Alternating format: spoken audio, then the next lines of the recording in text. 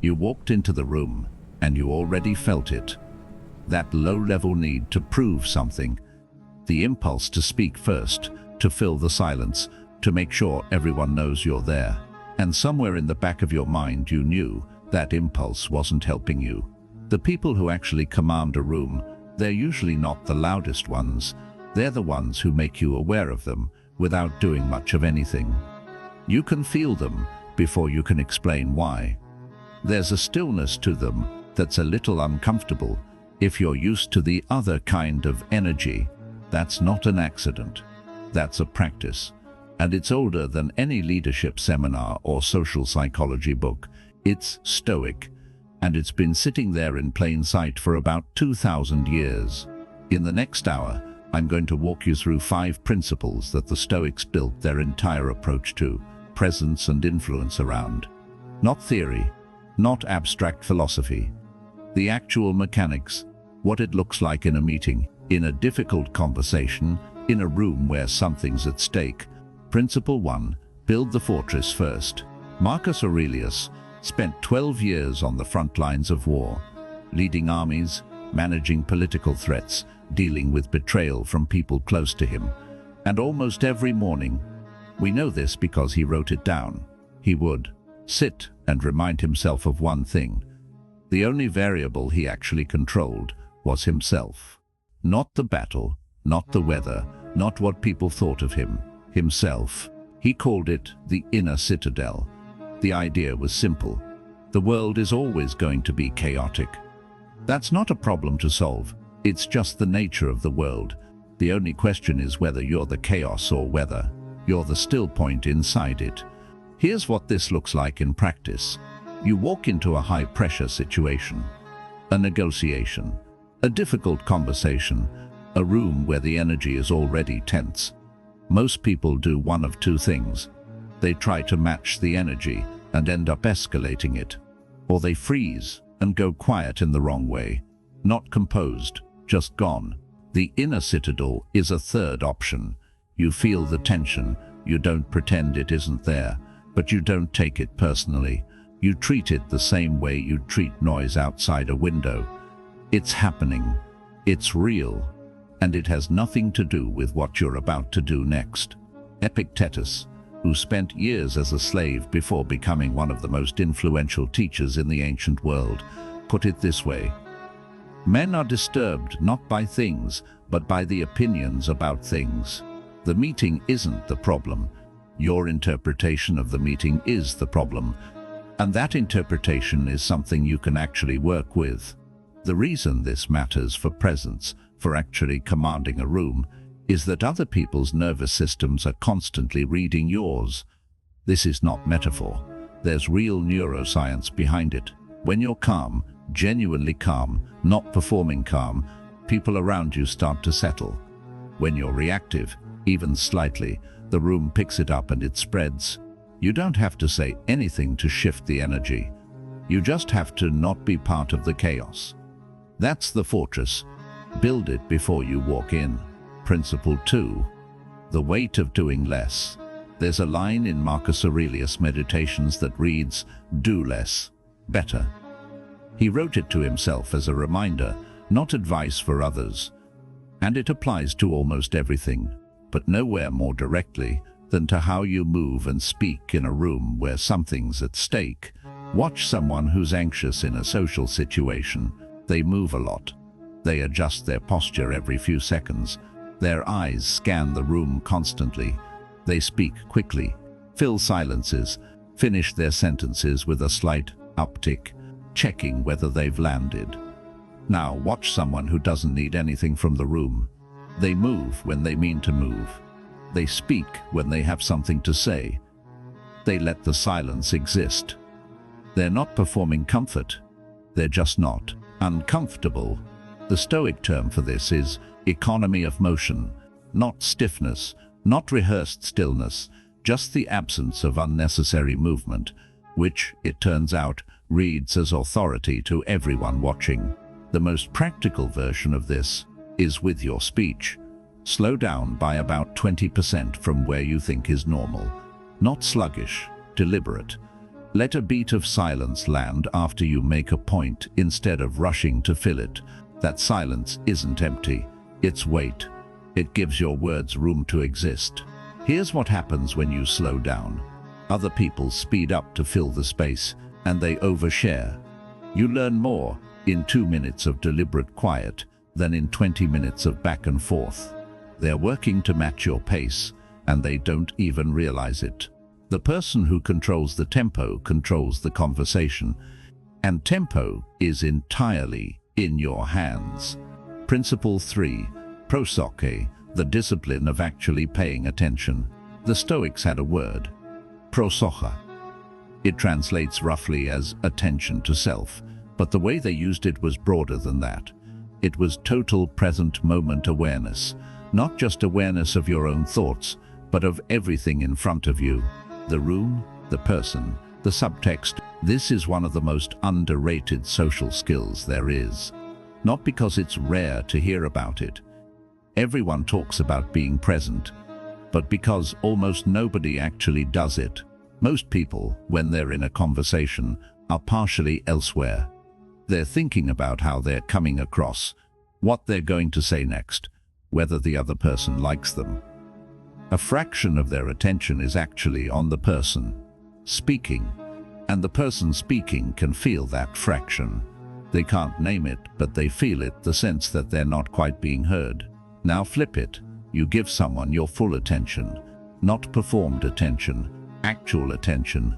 You're not constructing your next sentence. You're not managing your expression.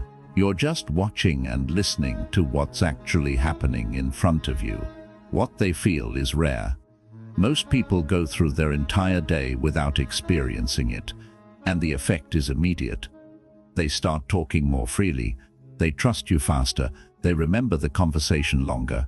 You haven't said anything particularly impressive. You've just been fully there. And while you're fully there, you're also catching things everyone else misses. The slight hesitation before an answer, the word they chose not to use. The way the energy in the room shifted when a specific topic came up. That's information, and it's only available to the person who's actually paying attention. Prosoche isn't a social tactic. It's a discipline. You practice it the same way you'd practice anything, by noticing when you've drifted and coming back. The more you do it, the more natural it becomes. And over time, you become the person in any room who other people can't quite put their finger on, but want to be near. That's not charisma, that's presence. They're different things. Principle 4, the freedom of not needing the outcome. This one is the hardest to actually feel, as opposed to just understand intellectually. The Stoics made a sharp distinction between what they called preferred indifference and what actually mattered. Getting the job, winning the negotiation, having people like you, those things are fine to want. But the moment you need them, you've handed over the thing that makes you effective, your stability. Think about what desperation actually looks like in a room. Not obvious desperation, the subtle kind.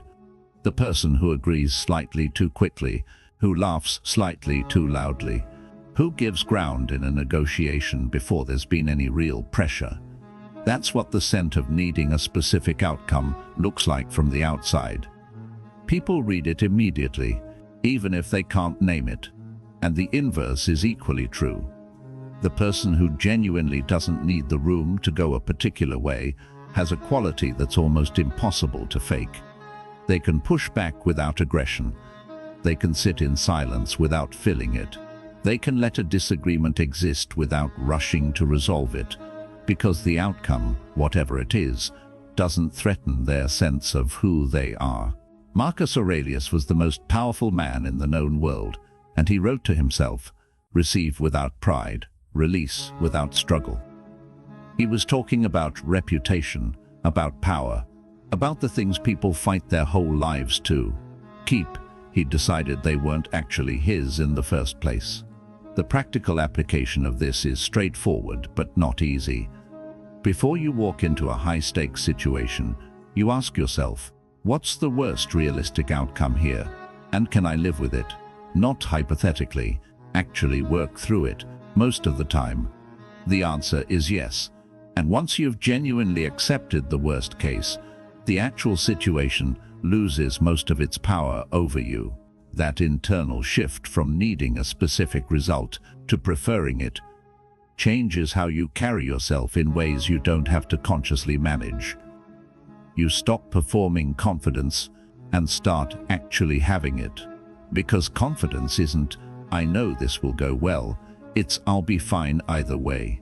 Principle 5, the invisible command.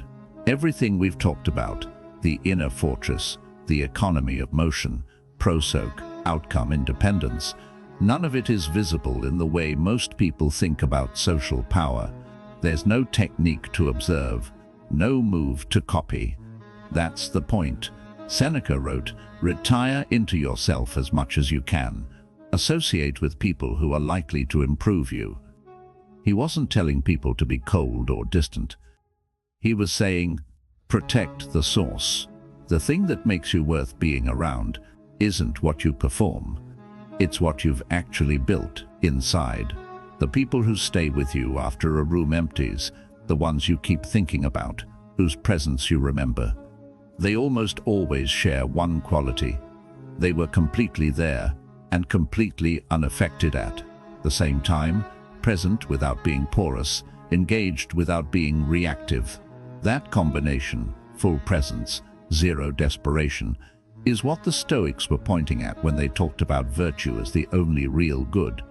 Not virtue in the moralistic sense, virtue as in a fundamental quality of character that doesn't shift based on the weather of the room. Here's how you build toward this in daily life. Because it doesn't arrive as a single realization. You practice the inner fortress every morning, 5 minutes, reviewing what's actually in your control today and what isn't. Not as an exercise in resignation, as an exercise in clarity. You practice economy of motion in low-stakes conversations first, slowing down, letting silences exist, noticing when you're moving unnecessarily. You practice prosoc in one conversation each day, where you fully commit to not constructing your next sentence while the other person is talking. You practice outcome independence by deliberately entering situations where you're okay with either result, and noticing how that changes how you move.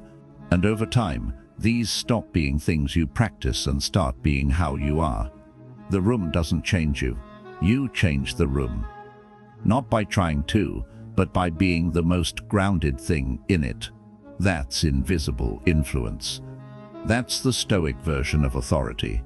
And it's available to anyone willing to do the internal work, consistently, not dramatically, not all at once, but day after day, until it's just who you are.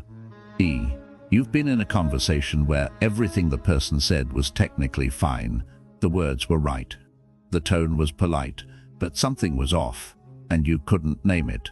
You walked away with a feeling you couldn't explain, like you'd been handled rather than heard. That gap between what someone says and what they actually communicate is where real influence lives. Chapter 1 was about your internal state, the fortress, the stillness, the discipline of not needing the room to go your way. That's the foundation, but a foundation isn't the whole structure. Chapter 2 is about what you build on top of it, the way you speak, the way you listen, the signals you send before you say a single word, and the ones you send after. The Stoics weren't just philosophers sitting in empty rooms. They were advisors, generals, senators. They had to operate in rooms full of people with competing agendas, and they developed a very specific understanding of how communication actually works beneath the surface level of words. That's what this is about. Before you speak a single word in any room, you've already communicated something. The way you walked in, where you positioned yourself, whether you looked for a seat immediately or stood for a moment first, whether you checked your phone. The Stoics called the body a reflection of the soul's condition. Marcus Aurelius wrote, "The mind takes the color of its thoughts." What he meant was that your internal state doesn't stay internal. It leaks into your posture, your pace, the direction of your gaze, the tension in your jaw. Most people try to manage this consciously. They think about standing up straight, making eye contact, projecting confidence. And that's exactly why it fails. Performed body language is readable. People don't know why it feels slightly off, but they feel it. It's the difference between someone who's relaxed and someone who's trying to look relaxed. The real work isn't postural, it's internal, which is why we started there. When you've genuinely done the work of the inner citadel, your body follows. You don't have to think about where your hands are because you're not anxious. You don't have to manage your eye contact because you're actually interested in the person. But there are specific things worth understanding about the signals you send before you speak. The first is pace of entry. The person who rushes into a room and immediately starts filling space, talking, moving, adjusting signals one thing: urgency. And urgency reads as need.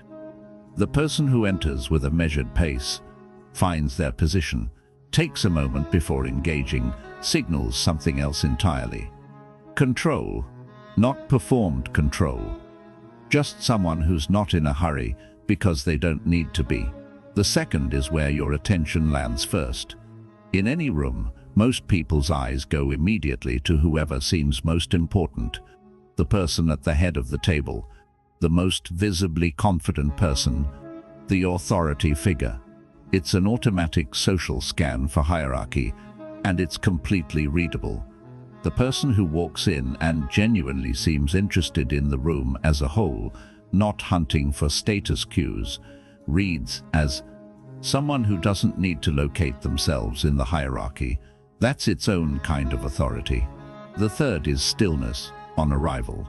Not stiffness, stillness, the ability to simply be in a space without immediately doing something.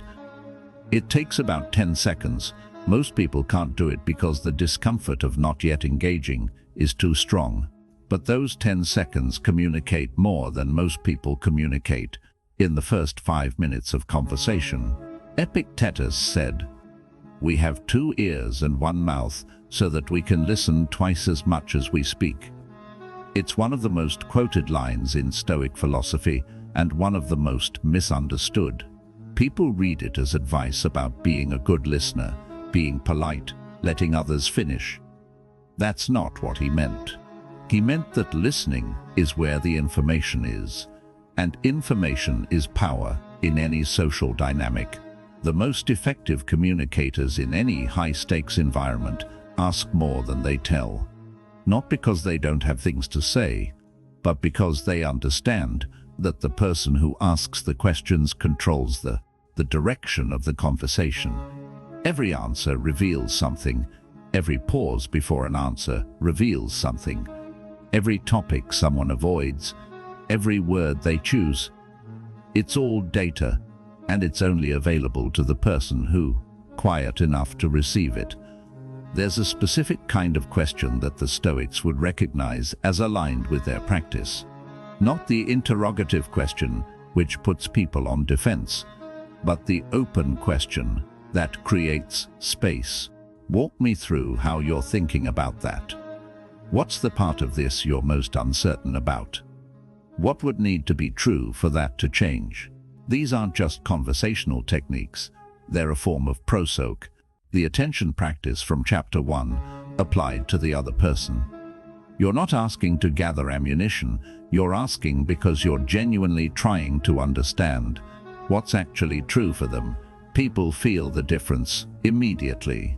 That's the architecture of questions. You build a picture of where someone actually is, not where they're performing, being, and you meet them there. From that position, anything you do say lands differently, not as advice imposed from outside, but as something that seems to emerge from the conversation itself.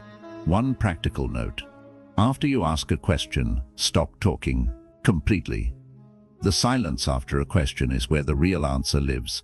Most people get the first answer, the prepared surface-level response. The person who stays quiet gets the second one. That's the one that's actually true. Seneca wrote letters his entire life, hundreds of them, to his friend Lucilius, and one thing you notice reading them is that he never wasted a sentence. Every paragraph moved. There was no filler, no padding, no performing of depth, just thought, clearly expressed, then stopped. He wrote about this directly. Say what you think and think what you say. Simple advice, almost impossible to follow consistently. Here's why it matters for influence. Every unnecessary word you speak is a small withdrawal from your authority account. Not a dramatic one. Most people won't consciously notice any single instance of it. But over the course of a conversation, the person who speaks precisely and stops carries more weight than the person who fills every silence. Think about the last time someone gave you a one-sentence answer to a complicated question, and it was exactly right. No hedging, no qualification, no 3 paragraphs of context setting, just the thing. How did that land? It probably felt decisive in a way that was almost physical. That's what economy of words does. It makes every sentence count because every sentence does count. The discipline is in the editing, not on the page, but in real time. Before you speak, there's a fraction of a second where you can choose, is this the thing, or is this me filling space? That fraction gets longer with practice. Eventually you start naturally cutting the throat clearing and the qualifications and the I mean, basically. Framing that most people use as verbal scaffolding while they figure out what they actually want to say. Say the thing, then stop. Silence after a statement is not awkward. It's weight. It lets what you said actually exist in the room before something else covers it up. The people who rush to their next sentence the moment they finish their last one are essentially telling you that what they just said didn't matter that much. The person who stops and means it, they're telling you something different. How to disagree without losing ground. This is where most people collapse. Not in the obvious confrontations, those have clear rules, but in the low-stakes moments where someone says something you don't agree with, and the social pressure is to just nod. The Stoics were not agreeable in that sense. Marcus Aurelius actively sought out people who would disagree with him. Epictetus built his entire teaching method around challenging what people thought they knew. Seneca wrote letters specifically designed to dismantle comfortable assumptions. They understood that the person who only hears agreement is operating on a distorted map. But there's a specific way to disagree that doesn't create defensiveness and doesn't require you to soften your position into meaninglessness. The first move is to make sure you've actually understood before you push back. Not as a tactic, genuinely. Let me make sure I'm following you. And then restate what they said, accurately, maybe more clearly than they said it. 2 things happen. If you've gotten it right, they feel heard, which lowers the defensive temperature of the conversation. And if you've gotten it wrong, they'll correct you, and now you have better information before you respond. The second move is to separate the person from the position. You're not challenging them, you're engaging with an idea. The part I'd push back on is, or where I see it differently. These frames make it possible to hold your ground without it becoming personal on either side. The third move is to be genuinely open to being wrong. This sounds obvious, but most people aren't actually doing it. They're performing openness while waiting for their turn to restate their original position. The Stoic version is real. You hold your view with confidence and you're actually willing to update it if something in the conversation gives you reason to. That combination, confidence plus real openness, is nearly impossible to argue with because there's nothing to push against. The person who disagrees clearly, calmly, and without needing to win, that person ends every conversation with more credibility than they started with, regardless of whether they changed anyone's mind. Internal first. Always internal first. The quality of your presence in a room, how you enter, how you speak, how you listen, how you disagree, how you leave, all of it is downstream of what's actually happening inside you. You can't perform your way to this. You can only build your way there. The Stoics understood something that most modern communication advice misses. Influence isn't something you do to people.